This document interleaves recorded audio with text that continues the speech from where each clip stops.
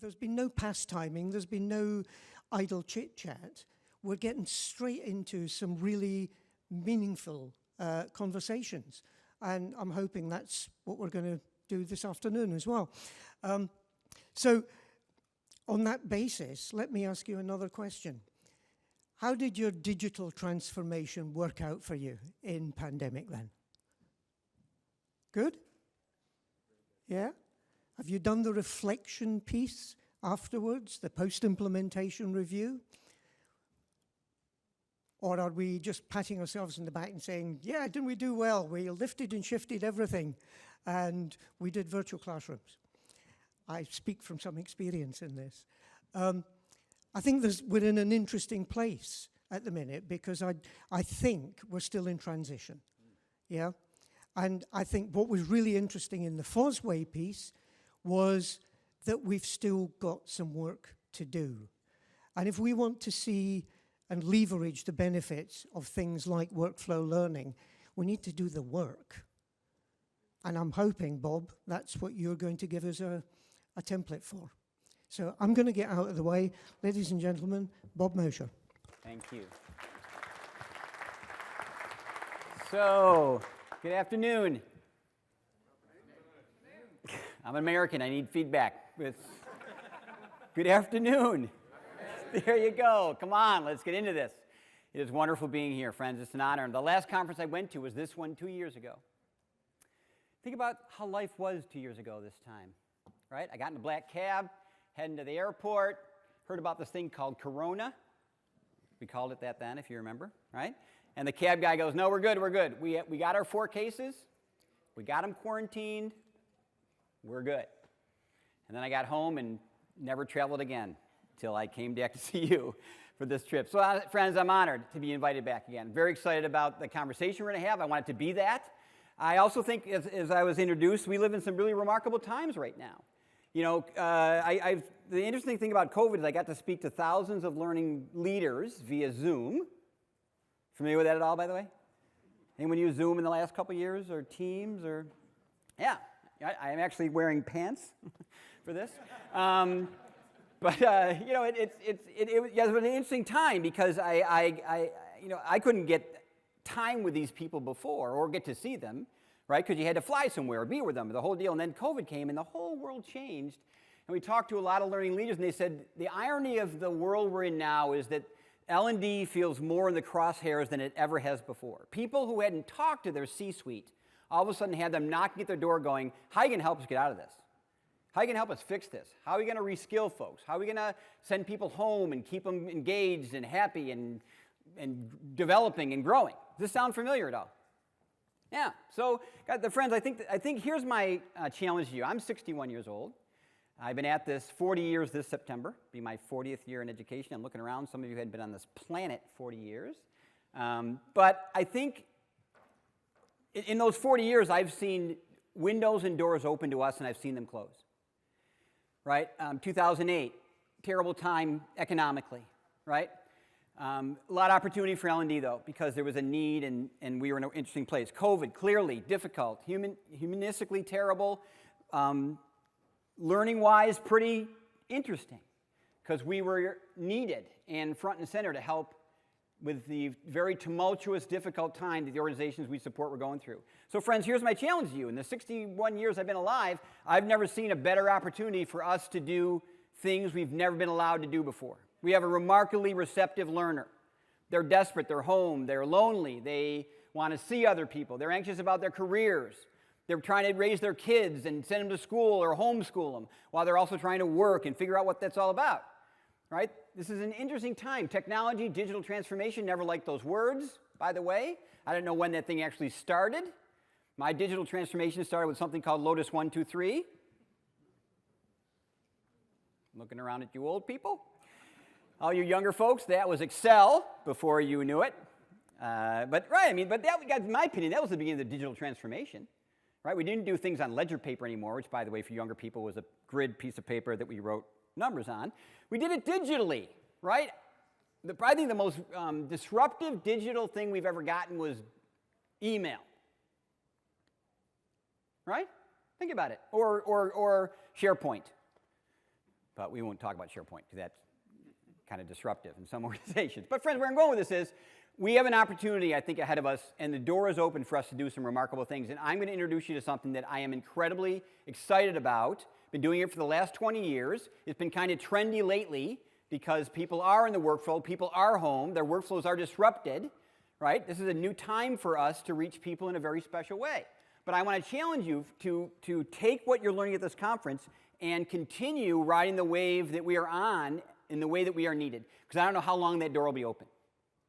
It always closes back up again. And what I don't want you to do, please don't, is rush back and make a zillion classes again. No offense to classes, but really, I don't think a learner is going to come back from this thing and sit in anything for 4 days long with an instructor up in front going, really? Really? This is what we're back to? I think that they are ready for, and we have introduced them to a remarkable way of learning while doing, not leaving doing to learn. Make sense?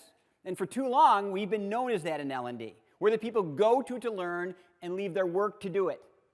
We are sitting on the cusp of something called workflow learning, although it's been around for a long time, but it's very effective now, technology and things we'll talk about, that helps us move our impact into where it matters most, and that's when those we support are performing and, oh, by the way, learning. Make sense? Okay, so here's what I want you to do today. Why'd you come? What's on your mind? Something drew you to this session. Would you turn to people next to you, say hi if you haven't, and answer. What drew you to this session about this topic? Ready? Go. 2 minutes. 2 minutes.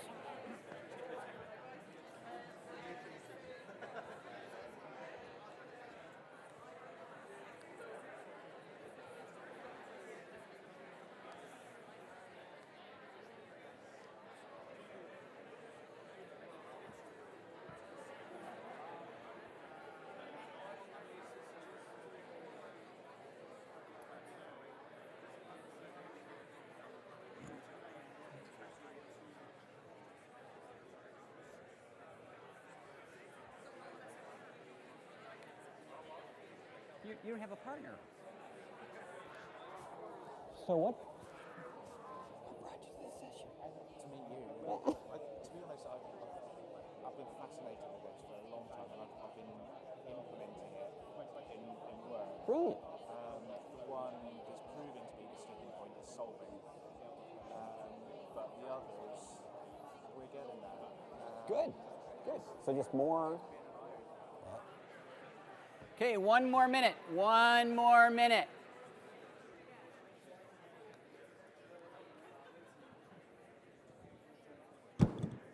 Ooh, Trish Yule does that thing with the clapping. Have you seen it? Yeah.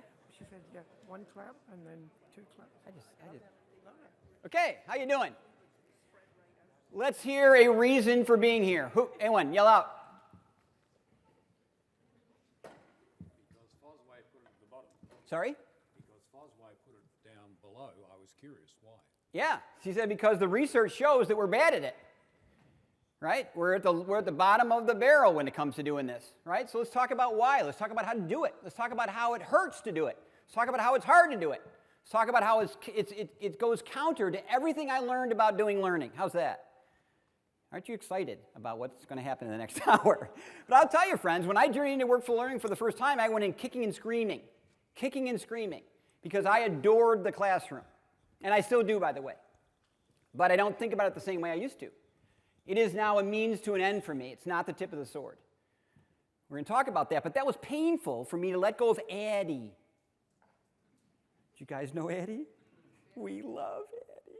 Those of you who don't know, ADDIE is what? Yeah, it's a design acronym, right? And this goes counter to that. What else? Why else are you here? You did talk about being here, didn't you, for the 2 hours? What else? Sir, yeah. Good for you. Well, how do you do this thing? It ain't Andy. How do you do it then? I'm going to give you some insight to that. Good. Anything else? In the back. Oh my gosh, love that, right? And people often ask, Bob, when you do this for organizations, what is your biggest stakeholder obstacle? Us is the answer, which is irony because very often you are who bring me in. The L&D team brings me in to help them with this journey, which is great. Often a week or a month or two into it, I'm not their most favorite guy. Because this is not just doing what we've always done, frankly, friends, right? So how do we bring people along? Let me do some hand raising because you're being so darn quiet. How about this? How many of you in your discussions, I tend to target this presentation at 3 type of attendees. Raise your hand if you're trying to figure out what the heck it is or how to sell it to your organization. Raise your hand. That came up in your conversation. Good. By the way, you can raise your hand for more than one thing. What if you have issues about designing it? How do we do this? Excellent. How about about technology to do it? How do we get it into excellent? If you didn't raise your hand, the door is right over there. No, good. Good. No, excellent. So what I'm going to do is I get into my presentation, I'm going to sort of slice this up and give you insights as to when I'm talking to whom. All right? And by the way, you get the slides after, so, don't worry about that. All right? What I want to share with you is my journey, friends. Like I said, I've been at this for 20 years now. I started back when I was a senior director and chief learning evangelist at Microsoft under a guy named Bill Gates and Steve Ballmer. And I was put in charge of launching e-learning for them. I'd come from an e-learning company. And we were going to try to do blended learning. Talk about that too. Both went horribly. Not because we didn't make them, but because no one showed up for them. It's interesting because we actually created award-winning e-learning by our standards. Associations in our industry gave us these plaques that we had in our lobby and in our walls. But when you talk to people who had to consume them, not so much. Right? It wasn't such a hot thing. So I was like, there's got to, and that was the beginning, friends, of my pivot to there's got to be something different because I have got PhDs under me, the brand of Microsoft, a lot of money, direct access to some brilliant people, way smarter than me. And I can't still crack this nut. I still can't get the horse to drink, if that metaphor works in the UK. Does it? All right, good. Okay, perfect. So, what has sold it for me? Listen to these 7 things. These are my 7 ahas from doing it as a practitioner. Number 1, time to competency, which, by the way, is why we do what we do. You don't do things, this is clarify, you don't do things so people give you 5s on sheets and stuff. You don't do it so people attend things. You don't do it so your LMS has good show-up numbers and consumption and stuff, or that people are compliant in your organization and have passed those tests. We do this so in the end people can perform well. They're competent at the topic, right? Competency and formal instruction, look at that. The footprint is reduced by half or more compared to training alone, right? Half or more reduced time to become competent and time needed to be trained by half or more if you use this kind of an approach. Number 2, enabling performers to keep up with the insane pace of change without having to come back to class. Anyone experiencing change right now in your organization, raise your hand. Oh, come on. Yeah, you should all have your hands up. It's absurd. It's absurd. I was talking with a gentleman from a large consulting organization. He said, Bob, I love this quote. He goes, I can't train my way out of this anymore. Like, what do you mean? He goes, we can't write, author, keep up, produce, get people away from work enough to keep up with the changes coming in our company right now. Right? 3, increase self-efficacy in the learner's part to be more self-directed in their learning. This is big. This is big. My high school friend is a doctor. And he says, my job as a doctor is to never see my patients again. You people as trainers keep wanting us to come back. You have a version 3 or a 200 level or a advanced thing or he goes, why you should make your people stand self-reliant in their learning. Teach them to not need you. How would that be? This help with that. Number 4, measurable business results. Anyone ever heard of ROI? Raise your hand. What's it stand for? It's super hard. You ever found that? Super hard. Chased it for 20 years, couldn't do it. Found this practice, do it all the time. Because I will argue, because I have tried, and I had a PhD in, I'm going to say this right, psychometrician.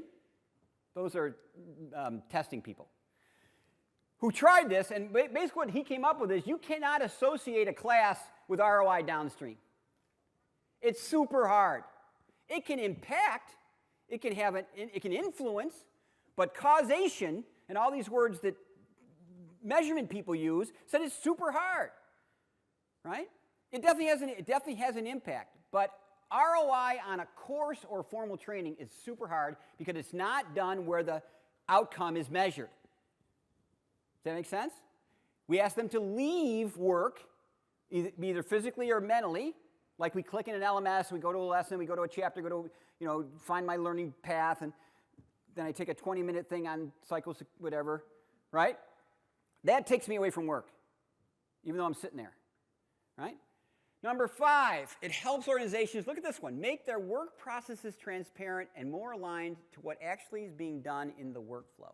I can't tell you, friends, when I finally stumbled on what I'm about to show you, my first aha as a designer was, I am designing things that don't fit what they go back to do. I can't tell you, because you know what? I would get people called SMEs. What's an SME? Stop using them. They're horrific. They are horrific in instructional design. They are. Now, I know why we went to them originally, because they know it. They're there. They've arrived. We want everyone to be like them. But the problem is, the research supports, friends, get this. An SME can forget up to 70% of what it took to become one because they have automated it, something called automaticity. You ever driven home and forgot the last 3 turns you made? No alcohol? You just were driving home? I moved 3 years ago in Charlotte, where I live, and I drove to my apartment twice that I didn't live in anymore. Right? Didn't hit anybody, didn't hurt anyone. I just drove there safely, right? But it was automated. This is what SMEs do, friends. SMEs have gotten beyond the level of those you were trying to teach to become them. And when you sit in a room and have them fill a whiteboard, they fill it with stuff that SMEs think are important and that they like and are good to them. But they're downstream 10, 20, 30 years from the person you're trying to train. They have forgotten the workflow. And this discipline will bring you back to that. And I can't tell you how many times I've had senior people in a company, not an L&D person, like an SVP of something, go, if this does nothing else for me, it showed me what my people do every day in a systemic way that I thought they were doing. 6, look at that one. Significant cleanup or 2 clicks, 10 seconds access to learning support assets that are scattered throughout the enterprise. How many of you come from companies that have a lot of stuff? SharePoint, raise your hand. I'll apologize for SharePoint. I was there when we released it. Probably the most powerful piece of software Microsoft ever made that is more abused than anyone has ever released. Right? SharePoint's great. Many designs are poor. And you get dumping grounds of stuff that's hard to find and is out of date. Sound familiar at all? That's this problem. And organizations are buried in it. It's the elephant in the room. Ask any CIO, and they'll tell you. It's the thing we kind of brush under the rug, but it's running rampant and out of control. This methodology will help you get your handles around that and direct it in the workflow to the right place. And last, kind of selfish, but L&D is seen more as a strategic partner in the success of the business and not a downstream order taker. Hate that. Can't tell you how many people come to me and say, Bob, I'm sick of being an order taker.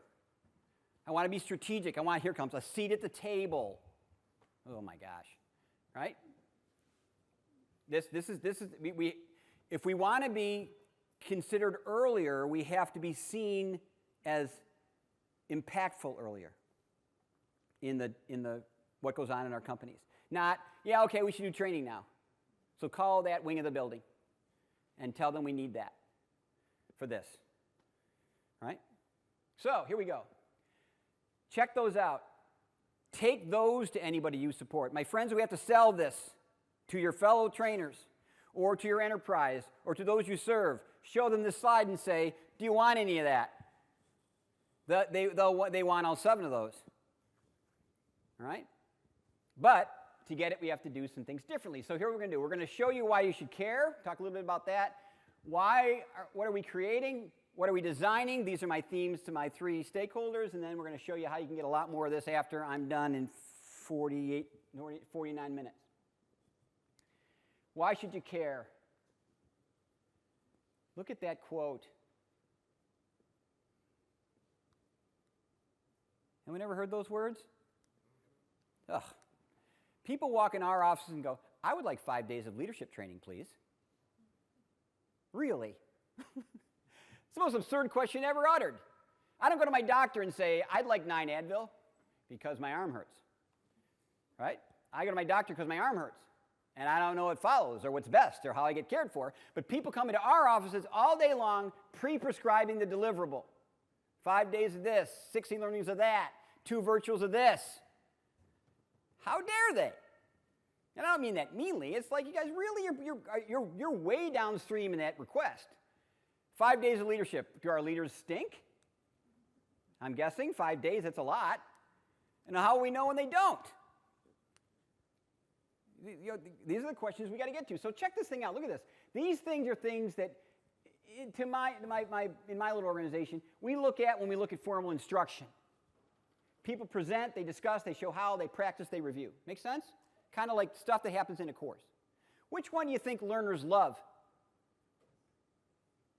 What's their favorite in that list? They like to talk.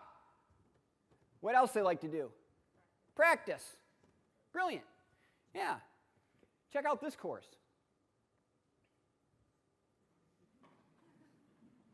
This is one of the courses we were asked to come in and take a look at. And oh, by the way, I can't tell you about the course of the client because they're a dangerous organization, but people died if they didn't do it well when they finished.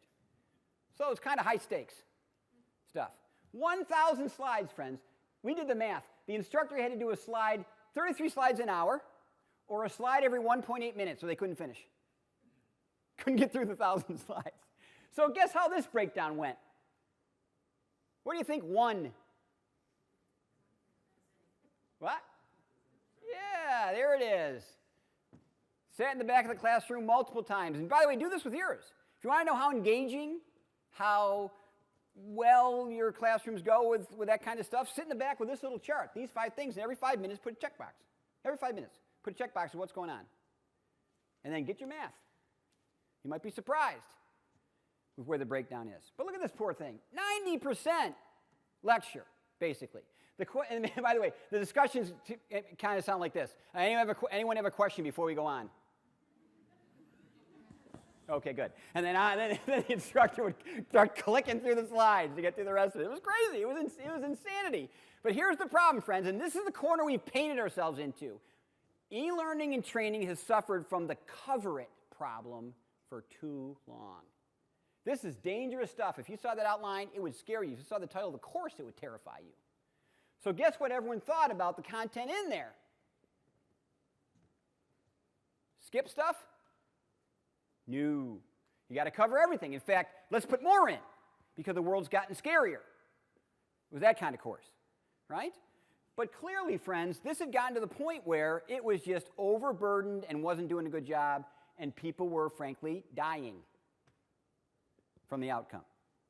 All right? But here's the problem. When you're known as a one-hit wonder, that's all people ask.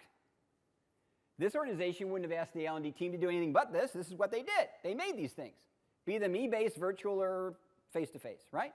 So we got to understand the journey learners are on and start selling upstream to let us be allowed to do more than we're allowed to. Because right now, at least I was, before I started this, locked into that green thing. I was the training department. I might have been L&D, but I did training. Sound familiar at all? And everyone knew my arsenal. Classes, e-learning, LMS. Nowadays, maybe an LXP in there somewhere, a virtual environment. Sound familiar? IDs, trainers. Sound right? Right? So my problem was so I was allowed to take people from here to here, but the problem is I use words like curriculum, e-learning, program, course, VILT, LMS. See that? Those are the words of training. So I'm often asked, how do you begin to turn this ocean liner around? Stop using those words. Those are our words, not the businesses. Change these to the language of the business. KPIs they use. You know what that stands for? Key performance indicator. Every line of business person knows it. Why? Because they lose their job if they don't hit them. Right? So Got to get out of this thing. And we also got to realize that that is never enough. Mastery will never be enough. I got an A+ in accounting, and you do not want me doing your taxes. I know the stuff I can't transfer to do. So when someone masters something, that's fine, and we might test them out. The whole deal might give them a certificate. They like certificates, right? But that doesn't mean competency. Mastery doesn't mean competency. Competency comes out here when we're not there anymore, through practice and trial and error and all that other kind of stuff, right? So we got to figure out how we are involved in the time to competency and moving that measure and get rid of that question mark. Like, I got nothing, right? I sometimes would give them a book. You guys remember books? Raise your hand if you remember books. Okay, yeah, you younger people, they're in the Smithsonian. Yeah, books. But a book, you guys, frankly, is a lousy reference.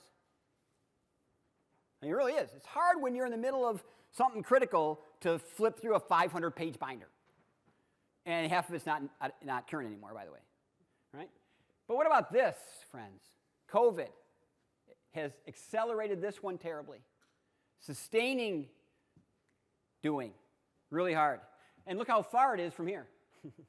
How far it is from there. So we want to get involved in that. And by the way, it's not going to come from that. Experiential. Let's put more experiential learning in the classroom. Guys, have you ever thought of how that sounds? Experiential learning in the classroom. It's like jumbo shrimp or 10-mile fun run. It makes no sense to me. Right? Experiential learning is done here. When I'm experiencing work, that's when experiential learning happens. And we got to figure out how to get out there. Well, here it is, friends. Ta-da. Performance support, a workflow learning framework. You got to start building that green bar, friends. Got to start building the green bar. And here's a hint. You got to build it first. That will terrify you. You've got to build it first, because if you don't build it first, you'll spend all your time and money and resources on training, and you'll make a job aid or two. That is not where I'm going. I'm talking about a robust digital framework. I'm going to show you one in a little bit. And you're going to hopefully think, wow, that's pretty intense, right? But that's where this is going. You've got to build a performance support workflow framework. And notice, it spans the journey. It is taught and introduced here in training. Teach a fish, not feed one. That 1,000-slide thing was feeding fish, ad nauseum. Right? So, watch this chart. If you add that to the bottom, sorry over here, folks, I know it's kind of winging you on the slides. Watch what happens to this journey. See that? Here? Here. What three things changed? The training and the time to competency, you saw them for my bullets, is reduced on half is reduced by half on average. I just flew in this morning, can you tell? Holy cow. So yeah, right? Shrink a lot. What else changed? Here. To here. Yeah, the Ebbinghaus curve. You ever heard of Ebbinghaus? The forgetful curve, right? By that math, by 5 o'clock, you'll not remember my name, let alone half of what I said. Honestly, your cup's kind of full right now. You've been a day and a half of a conference, and I'm just piling on more stuff, right? That Ebbinghaus curve thing is working you hard right now. And it's gonna even more when you leave and do things like have a weekend. By the way, anyone know what the most popular day to go for training is? Friday. And a week, right? Why not? Ebbinghaus curve, Monday, zip. You're at like 10% on Monday. 10% on Monday. How's that for effective stuff? All right, so we got to get at this. Here's how you do it. Workflow learning, and that's where it sits. What is it? Here's a definition, because we need one. We're terrible at this in our business. We throw out things like micro-learning. And then somebody goes, well, what is that? Small learning. You guys, stop. Workflow learning, and there's some very intentional words here. Workflow learning is embedding learning and support. Friends, when people are out in the workflow, they don't want to learn. They want to not screw up or get out of screwing up or remember something they can't that they were taught once. Those are the drivers of performance improvement. And yeah, I'll learn some new stuff once in a while. Everyone heard of 70-20-10? 10. Training, 10. The other 90 is figuring out on my own and bothering others. Right? 70 on my own, 20 bothering others. Or social learning. All right? So embedding learning and support, and guess what? You'll embed more of this than this. You'll embed more of these than this. In the workflow to be accessed while doing the work. While doing the work. I'm going to upset some people here, but here we go. E-learning, not workflow learning. Because what is it? It's available in the workflow, not while I'm working. Because to get to it, I got to do the following things. I got to find that LMS thing, wherever that is. There it is. Okay, and I got to log in. Oh, forget log in. What's my password? Okay. Oh my gosh, there's so much. No, I can search. Yeah, so you see where I'm going, folks? With every minute that clicks that I'm doing this stuff, I am cognitively distancing myself from my work. And that's what e-learning does, which, by the way, is great because we need less cognitive disruptions in training and learning. You want to tame the noise. But workflow learning is noise by definition. So things have to be available while, and look, it's done by, here's my technology folks who raised their hand. You got to buy one. Performance support and an EPSS, or digital coach. EPSS stands for? Louder. You're wonderful. Electronic performance support system, or a digital coach.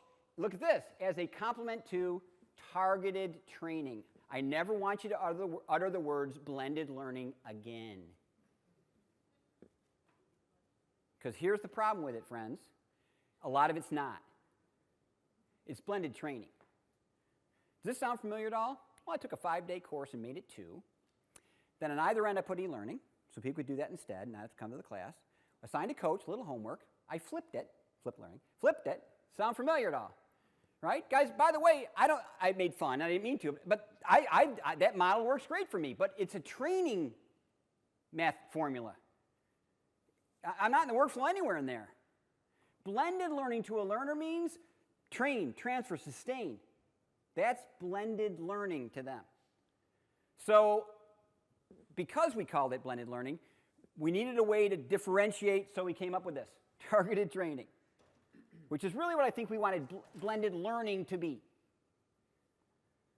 That's your blend. Digital coach, EPSS, there you go. These are your deliverables when you get into workflow learning. You do targeted training and you do a digital coach. And digital could be a PDF, by the way. Is a PDF digital? Sure. It's digital. It's on a computer. It's digital. It's not cool, but it's digital. Come on, seriously. And here's the thing, friends. You got to crawl, walk, run into this. I'm going to show you a monster of a digital coach in about 20 minutes. But you're probably not, you may not start there with your first one. Because if nothing else, your learners may not be ready for it. Right? They might, but, right? So, check out this. This is a large major consulting firm. Can't say who they are. Onboarding. Who's in charge of onboarding here? Can we do onboarding? I think it's one of the most abused training programs ever written. Onboarding. You know, they ask a lot of people when they leave a company when they decided to leave. They go, during onboarding. They do. One of the most common answer is, I started thinking about it during onboarding. I was helping a large airline in the States redo their onboarding program, and I had a senior guy in the company sitting next to me as we were watching. He hadn't gone through it in years, watching the whole thing. And the second day he leans over to me and goes, Bob, we don't have an onboarding program here. We have an offboarding program. He goes, these people are terrified. They don't know what they're supposed to do. They're overwhelmed. They're bored. Most of it has nothing to do with their jobs, really, right? So they had a messed up one. Took 18 months to do. Most people left before it was over. That's bad ROI, by the way. And because it was across 3 regions, it was a mess. They used that region thing as an excuse to not make it similar. Oh boy. So it was a mess. What were their goals? They wanted to, here we go, reduce it by half. They wanted to make people better at what they did. That was the goal. They wanted to meet their quality and productivity standards that they were completely missing over here. And they wanted to be positive. They wanted people to stay. One of the ROIs was retention for somebody they invested 1.5 years or 2 in, who then just walked. Look what they get. 9 months the first year, 5 the second. Higher knowledge retention because it's an enablement methodology, not a knowledge transfer methodology. Better decision making. When you take the nuts and bolts of doing, friends, off of people's laps, they can think higher level thinking. Right? Ever get asked, teach it? We want you guys to teach innovation. Teach innovation classes. Teach creativity. You want someone to be innovative? Take all the crap off their desk that they got to do now and let them have time to innovate. Higher handling volume, that was what the job did, and this was big. When people got to the end of the 18 months, they had to do a 1-to-3 coaching ratio to keep them going in their job.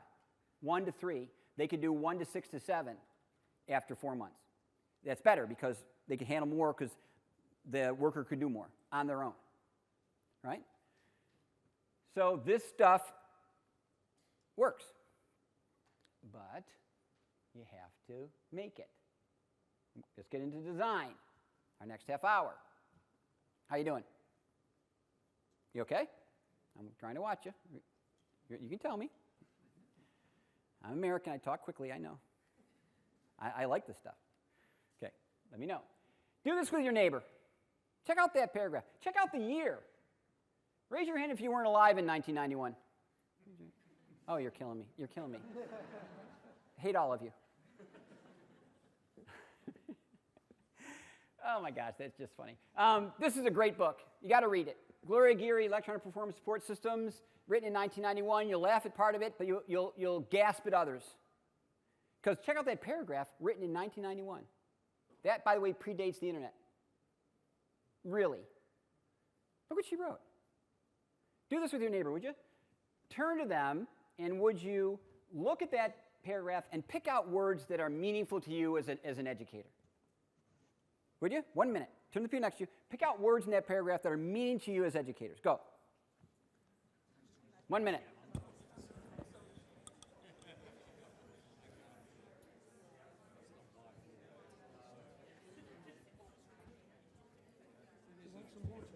I got it. It's fine.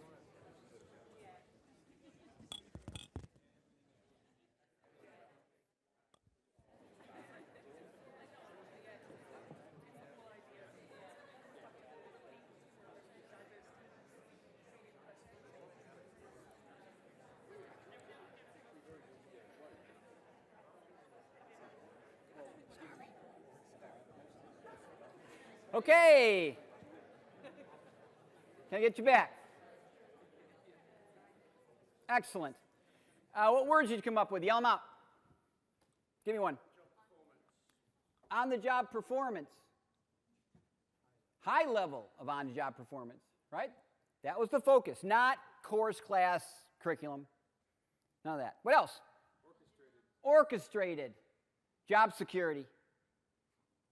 Right? Take that word out of the paragraph and read it again. Is it different? Yeah, it's SharePoint.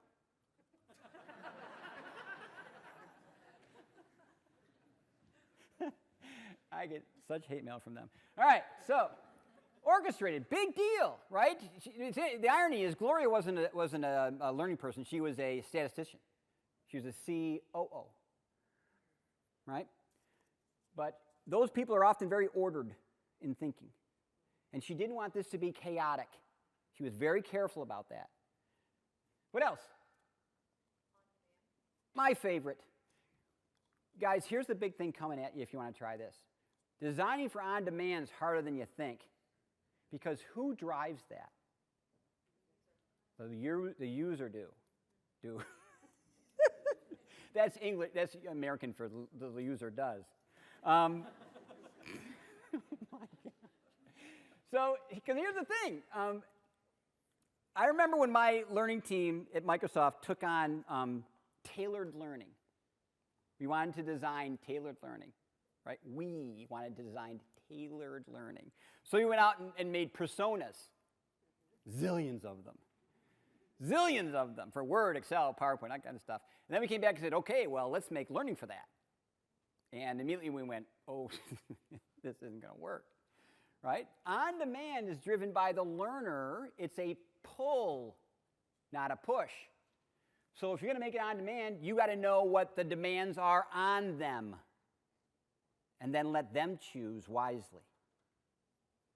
What else made sense? Any other words? There's one up there there's something that I really, really like and I think was super insightful for 91. Integrated's good, and I love what follows it. Look at all this stuff, right? A lot of people say, no, I've got this, I have job aids. No, you don't. It's like saying, I'm a carpenter, I have a hammer. No, you're not. You need a few more things than a hammer, right? I love this last part. Look what she threw in at the end. Could have stopped here, right? Could have put a period there. But look what she threw in at the end. What was she insightful enough to know for this to work?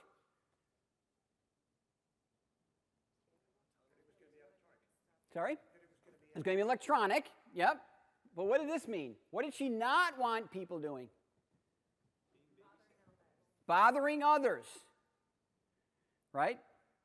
She made she ended with the emphasis of, by the way, with minimum support for others. That means everything that came before this has to be enabling and simple and accessible and clear and efficient, or they'll bother others. Have you ever been, you ever run into a problem at your work, you guys, and you're like going, and you just say, who can I call? Call Bill. Bill knows all this stuff. Then call Mary. Mary is the spreadsheet guru, right? People instinctively or lazily bother others. But here's the irony of that whole methodology. It's not the most efficient at all.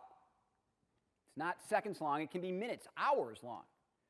My Uber driver today, 2.5 hours from Heathrow to here. 2.5 hours. He talked a lot. Not super efficient. Should have turned that GPS thing on. So, check out those words. Powerful ones, very intentional. And we're going to zero in on that one. My design friends who raised your hands, that's what that is. And Gloria, years ago, wanted to be sure that we heard it loud and clear. If you have an Addy for that, you need a something for this. Because that's what I know you L&D people do. You orchestrate training right now. I want you to come up with a way to orchestrate this so that everything after works. That's not what she meant. And this is where we went awry after 1991. When the digital revolution was really going on, in my opinion, years ago, we were in this stuff craze. Things, more dots, more, how could it not be helpful? Well, we know it's not. It's overwhelming. That's not a strategy. It's chaos. We need to orchestrate these assets into the workflow learning strategy available while versus in. And when I've designed solutions, I've used most every dot up there. But I'm not just going to put it on a screen in a website and say, pick one. Adults pick poorly, by the way. There's research for that. Right? So, how are we going to design it? Who knows this slide? And we know the 5 moments of need? Some of you? What are the first two? Who doesn't know the 5 moments of need? Raise your hand. Look at you. Terrific. Good.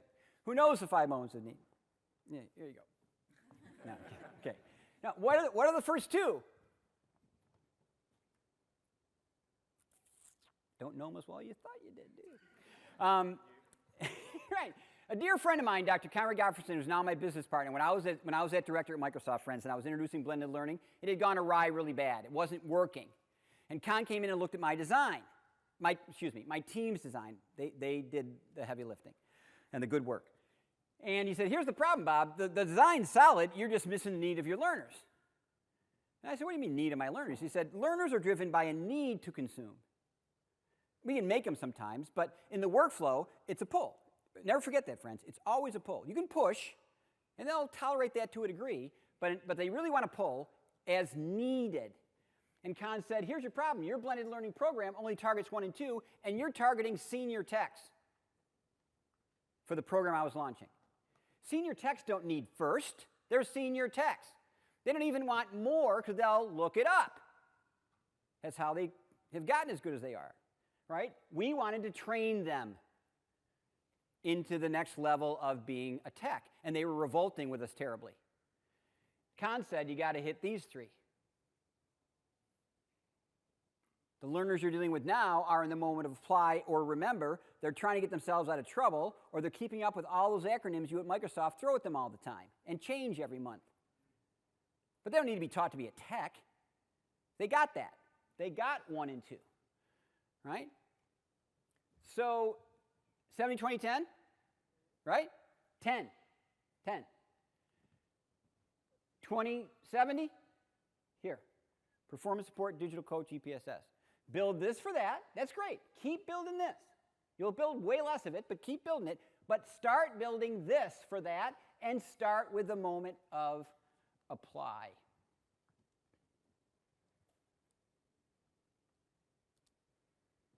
Build from apply back. We want to do leadership training. Why? Let's start with what leaders do here. Well, they lead. Great. No, I want to know what they do. Oh, okay. How do you know? This is kind of a fun activity. Next time you get that, you guys, soft skills. Hate soft skills. Wish you never called them that. There's no such thing as a soft skill, by the way. They're all hard. Leadership's hard, not a soft skill. Now, it's mushy and abstract, right? It's not clicking a button or clicking on a menu, but there's steps and tasks involved. Because here's my favorite question. How will you know when we have bad leaders? Oh, just wait to hear what you hear. They don't do this. They don't do that. They don't remember. That's all the doings. Because leadership is exhibited through behavior, not thinking. Competencies. If I see one more competency leadership program, I'm going to throw up. Not that leaders don't have competencies, folks, but it's hard to understand where empathy fits in my 8 to 5 day. You taught me to be empathetic. You taught me to be a good listener. All those pillars of leadership, those things. But the problem is, I go back to being a leader in the trenches, and my cognitive jump from those abstract things to the hooks of work, can't do it. Struggle doing it. Leadership is done through exhibiting leadership, not thinking about it. Right? Build from apply back. Now, methodology. Here's your ADDIE. We call it ENABLE because it has to have an acronym. We like acronyms. ENABLE is our ADDIE. And you do these 3 things. And look what it starts with. If you're into workflow learning, guess what you start doing? You learn the workflow. You don't promise a class. You don't promise a digital coach. You don't promise any deliverables yet because you don't know what you're delivering for. You have to analyze and understand the workflow at the doing level and the knowing to do level. Make sense? Then you decide what goes where. We'll talk about that. And then you put your plan together. You do your blend. You do your blend. So let's start with this one. Workflows. What are they made up of? Tasks. Workflows, fundamentally, the backbone of a workflow is a task that is performed, a collection of steps or guidelines that results in a performance outcome. Make sense? So you sit down with your SMEs, but also invite BMEs. What do you think a BME is? What do you think the B stands for? You can say it louder. Business, yeah. Business matter expert. What is that? It's someone who's not an SME yet, but is in the business. Because, friends, that's who you're designing the course for, by the way. You're not designing the course for the SME. They've graduated. You're designing the course for the person that's 3 months on the job, 2 months on the job, that person.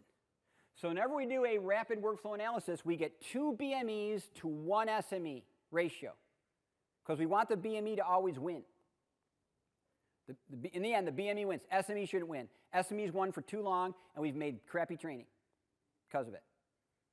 right? It's not for them, it's for the BME person coming up. The SME needs to be there for balance, I agree. They have to balance the scale of things the BME doesn't know yet.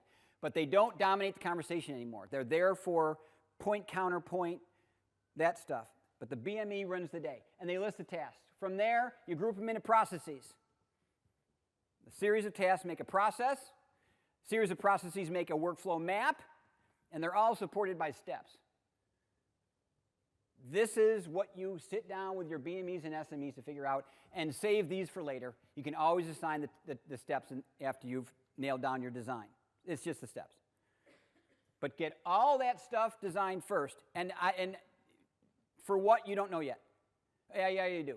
You're going to absolutely put it all into a digital coach because it starts in the workflow. It's all going to go into, you're going to build it first, your digital coach or your workflow tool that's going to be in the workflow. And I'll show you one and talk about design of that in a minute.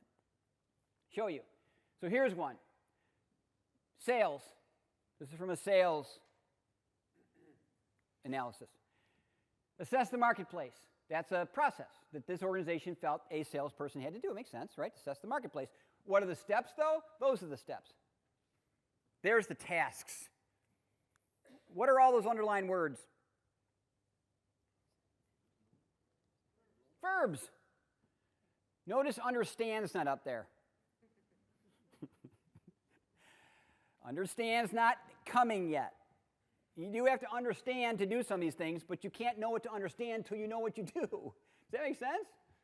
All right, I was working with an organization the other day that said, there's so much they have to know before we can ever let them touch anything. So we have these 3-day knowledge courses, we call them. Oh, good Lord. Imagine that, 3-day knowledge courses with no doing. Hideous, right? They lost the sequence. I get knowing is important, but knowing only makes sense in the context of what I have to do. There's the step of segment the market. So I want you to see a full flow of one that was actually done. You build all this out. Now, you got to order it. This is what's called a workflow map, friends. We're going to show you this in a minute. I'm going to show you an example of a digital coach built for this very one. But see how it flows? It's not linear. It's got arrows all over the place. It's got things that run along the whole time. These are like fingerprints. I can show you a zillion leadership ones. Very few would look the same. There'd be similar boxes, but very few would be the same. What's the correct one? Whatever your people do is the correct one. So you sit down with your BMEs and your SMEs, and this becomes, friends, your outline for your course. Because this is the workflow. You ever said these words before you start a course? Before we begin, open to page 12. Let's go over the outline of what we're going to cover in the next couple of days. Ever uttered those words? Don't do that anymore. Mainly because they forget quickly what you covered. And secondly, here's the problem, friends, and this is a whole other presentation, but they're starting to do something called encode. You guys familiar with encoding in brain stuff? Right? It's what you use to remember. I don't know if this works over here, but please excuse my dear Aunt Sally. Does that work in the UK? I learned it in 3rd grade. Please, parentheses, excuse, exponential, my, multiplication. You know where I'm going with this? 3rd grade? It's the order of operation. Math. You guys are familiar with this? Do you do that over here? In England, it's called who? Big maths or bod maths. What she said. I meant that. But here's the thing, friends. I remember that when I was 8. I was 8 because I was taught an encoder. We also teach the alphabet in the States by doing this. This is going to be bad. A, B, C, D, E, right? That's why we think elemental P is a letter. Because it gets a beat, like all the others, right? But right, that's the schematic. If you change that encoder, people get dumb quick.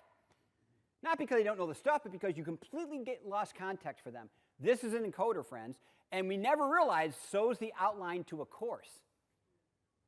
When you say, let's start with that before we begin, because if the teacher says this must be important, the whole day pivots on this thing. Oh, I better start encoding this as how Excel works at my job.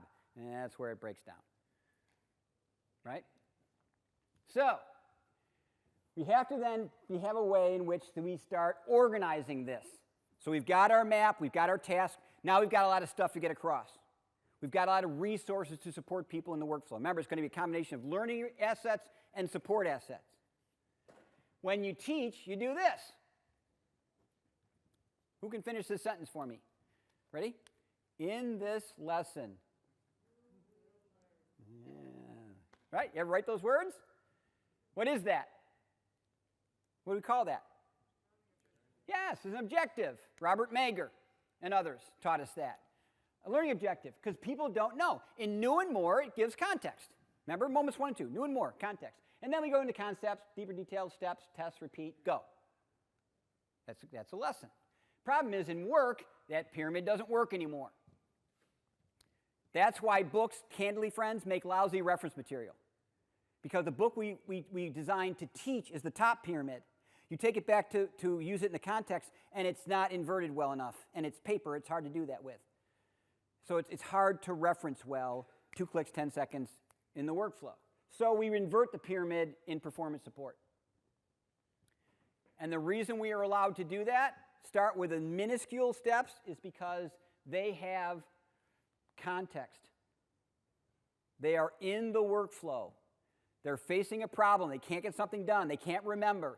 They've got the WIFM. You know what WIFM stands for? What's in it for me? Now, in a class, we do that for them. Metaphors, examples, storytelling, right? We help them, oh, yeah, okay, yeah, right? We get that light bulb. In the workflow, they don't need it because the workflow is the light bulb. And they're facing a problem, or they just screwed up, or all that stuff. Highly intrinsically motivating to get the right stuff in front of them to get out of that problem. So we invert the pyramid with tasks first, supporting knowledge if they need it, and then a whole host of other stuff if they need to go even deeper. But it all pivots on the context of the workflow they're coming in from. Minimal to more. Most click out about here because they got it. That was plenty. If they need more, they go deeper. But look who's last. Look who's last. What did Gloria say? What was the last thing in her paragraph? Minimum support for other people. We don't want them to get here. But if they got it, we'll show them. This is very costly to an organization, friends. Very costly. Peers, coaches, they cost money to pay and be around, and they're not doing their jobs while they're coaching. That's fine. But let's save them for what's really needed and put all this good stuff ahead of it. Critical skills analysis. Do you know where that is? Where? Yeah, here. I show this slide around the world, and people don't know where that is. It's really sad.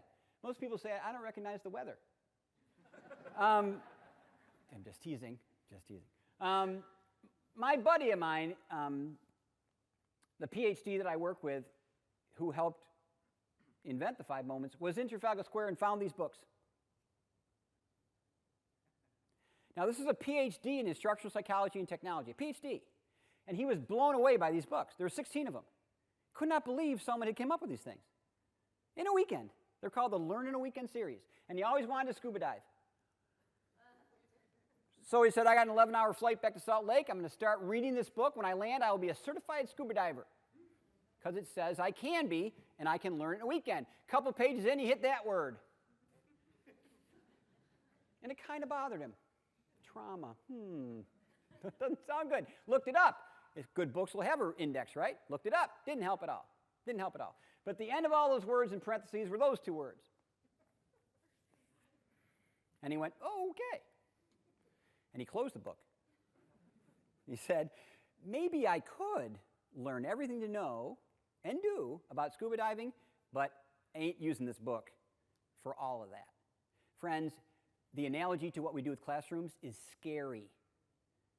Our classrooms are the book, friends. It's all in there. We put them through all of it, right? And then we send them off to scuba dive. Oh, boy, right? So what did he come up with? This brilliant thing. Oh, my gosh, this changed my life as a designer, because when I first learned workflow learning, I got it, but then I'm thinking, how do I decide what goes where? What do I still teach? Because the SME is going to say what? Everything. Because everything is important. Here's the thing. It is important, and that's what I couldn't get past. But then Kahn came up with this rubric and said, what about result of failure? Important is subjective. Outcome of failure is objective. And so he came up with this rubric. Look at the 1. Look at the 7. If it's a 1 through 4, it's in the digital coach. We don't teach it. We do not teach it. Why? Because they can learn it on their own through experiential learning. And they got a digital coach to help them get out. And no one dies. No one gets hurt. But 5, 6, or 7, we're teaching those. We're going to teach those because to fail with those, the outcome's too scary. So I want you to have that safe place, which a classroom's brilliant at. Remember practice? Remember that practice layer? Right? This is the new targeted learning. All of it's the digital coach. See why you have to build the digital coach first? You have to have the digital coach covering all of it to then decide what you move into the classroom minimally and have to teach. So let me show you some examples. This is that auditing organization I told you about. And I'm going to show you, in their case, this, friends, is a digital coach. See the first page? You land on the workflow. This is for auditors in a large auditing firm. They used to put them through 4 weeks of auditing training before they touched anything. Now they give them this in their hire day, bunch of assignments that are 4s or less. You should know what that means. Bunch of assignments that are 4s or less, and they get a half-day training on the tool, just the tool. No content, just the tool. Then they get a month of 1, 2s, or 3s to play around with in the workflow, with a digital coach to support them. They don't come to class till after that month is over and start talking about 4, 5s, and 6s. But when they arrive there, they are incredibly skilled at this because it got them out of trouble at work when they started their jobs. They can navigate this thing like with their eyes closed. And then the targeted learning only goes into the other ones. So let me go deeper just to show you. If I'm going to do plan the review, 1 click. This is a sub-process. See the paper trail, the breadcrumbing up here. See the thumbnail. I came in through that red box. I'm going to do, let's do objectives and scope. 2 clicks. Red box, pyramid. Steps. Remember the pyramid? Context, context, steps. If those steps aren't enough, I can make them bigger. I can blow them out into detailed steps if I have to. What if I need to understand something? I don't get what an objective is in the first place. See this about layer over here? Here's all the what to know stuff. Next layer of the pyramid. Here's all the reference material. Next level of the pyramid. Here's some examples. Learning. Next level of the pyramid. Here's people, FAQs. Bottom layer of the pyramid. But all this stuff getting aggregated, folks, and it's being pulled from all different places, from SharePoint, from the LMS, from an LXP, from wherever. But it lives in a single source. Got it? That's the digital coach. Let me show you an example of a class. These folks also built the digital coach, but I want to show you how they changed the training. In the last one, I showed you the digital coach they built. I wanted to show you that. This one, I want to show you the training, how it changed, but both organizations did targeted training and a digital coach. Police force in Dutch. They wanted to get them a lot better in the field. They put them in classrooms for training stuff and simulating and role-playing, but when they got out in the field and had to make critical decisions and remember the law and applied it, it got really scrambly, and I get it. The context is terrifying when they're doing police stuff, right? So they had to get out of this classroom-only model because these folks had to be decision makers and effective at process. This is what they used to do in RWA for the role, 22 tasks, 10 topics. That's their workflow. Those rolled up into a process. For them, it was these 4 things. And I'm in your way. Sorry. All right? I want to show you their critical skills analysis. Remember the thing I showed you earlier that Kahn built with the 1s through 7s and stuff? That's the template we use when we go into a company, but you also sit with the SMEs and BMEs and go, look, what would you call a 7? And look what they came up with. Do those look policey to you? Right? And you want these to be in their language, because when you go in and say, now let's rate stuff, you want them to not debate what a 5 is or a 1 is. So clarify the chart, and then look what they came up with. They went into the 22 tasks under the different areas, and they rated them. Look at this, you guys. 55% were 4s or lower. 55%, over half. There's that number again. And only 45 were worth training. What they used to do, 2 weeks of training. 2 weeks, in-classroom stuff. Some prep, the 2-week class, go out and do it. So they had assignments, they reflected, lots of theory, 2 weeks of theory, law, stuff they got to remember, some tabletop work, scenarios. Nothing there, nothing. They went out and were police officers. The new model, 1 week, had adaptive learning in the front. You familiar with this? Adaptive learning? This is a push technology. It's really good for theory-laden jobs. What they call top-of-mind knowledge. Things you can't, pilots have to always know what lift is. Make sense? If they forget what lift is, bad things happen. Right? So that's a top-of-mind knowledge I want them to remain current at and not get rusty at. These things, look, both ends, helped keep that baseline knowledge up. Assignments, there they were, but they were in the prepare stage. They reflected less theory. Why? Because look up here. It was all in that. And then when they got out here, whoops, sorry, they had all this stuff in the field. For them, it was mobile. Tablets, handhelds. That was the nature of their world. How you doing? Making sense? Thank you, my friend. Remember this slide? Yucky. Right? So, I want to review. We took them through rapid workflow analysis with SMEs and BMEs. We did critical skills analysis to that. We created workflow maps to the job in the field, which was scary and dangerous, but it had a flow. Better, because people get hurt really bad when it doesn't. Right? We collected all the assets that they'd made over the years to support people. There were zillions of them. Digital, paper, coaches. Really remarkable resources. We rolled them all up into the methodology and came up with this. We built them a digital coach. 5 days went to 2. 1,000 slides went to 75. 75. That's cool, but look at this, friends. 90% lecture to 30. 5% any practice, any failure, any remediation, any feedback to 70.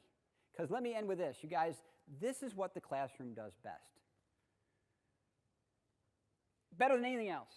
It is a safe place to fail, lick your wounds, and be taught how to get out of it. Because otherwise, you're in it, and it's scarier and dangerous and bad there. We use so much of the class teaching thousands of slides. Make sense? We need to invert that. The classroom is stunning, but let's free it to do what it does. Let's let it not be the covering thing. The EPSS covers it all.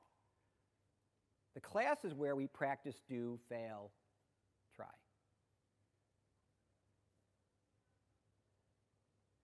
That's me. Here's some resources, websites.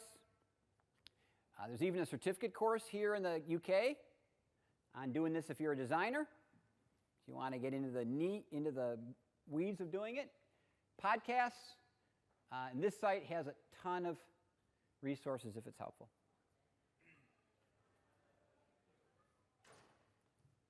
That's me. Thanks.